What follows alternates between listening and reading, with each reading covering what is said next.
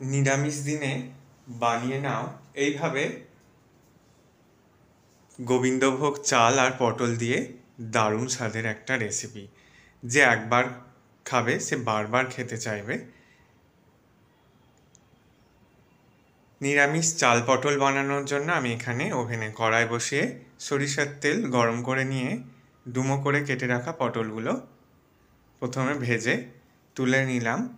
লাল লাল করে ভেজে তুলে নিয়েছি। এবার বেঁচে যাওয়া তেলের মধ্যে 1 চামচ ঘি দিয়ে দিলাম, একটা তেজপাতা আর গোটা গরম মশলা দিয়ে দিলাম। এরপর এর মধ্যে দিয়ে দিচ্ছি কাজু কিশমিশ। তারপর গোবিন্দভোগ চালটাকে ভিজিয়ে রেখেছিলাম আমি আধ ঘন্টা মতো, সেটা দিয়ে দিলাম। 2 মিনিট মতো চাল আর কাজু কিশমিশটাকে ভেজে নিয়েছি। এরপর চালটাকে 50% সিদ্ধ করে নিতে হবে, তার জন্য জল দিয়ে দিলাম। চালটা 50% সিদ্ধ হয়ে গেছে। এবার ভেজে রাখা পটলগুলোকে দিয়ে দেব।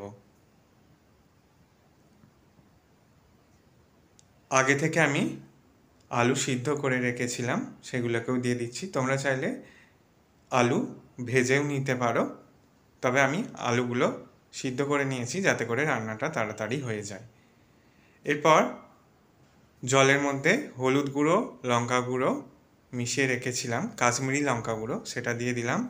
2 চেরা কাঁচা লঙ্কা দিয়ে দিয়েছি, ঝালটা তোমাদের পছন্দ অনুযায়ী দিয়ে দেবে। এরপর এটাকে 20 মিনিট রান্না করে নিতে হবে। স্বাদ মতো লবণ দিয়ে দিলাম টমেটোর টুকরো। এবার ঢাকা দিয়ে এটাকে আমি 15 মিনিট মতো রান্না করে নিয়েছি। 15 মিনিট পর ফিরে এলাম। এরপর এর মধ্যে স্বাদ অনুযায়ী চিনি আর গরম মশলা দিয়ে ভালো করে মিশিয়ে নিয়ে গ্যাসের ফ্লেম অফ করে দিলেই তৈরি হয়ে যাবে নিরামিষ চাল পটলের দারুণ স্বাদের রেসিপি।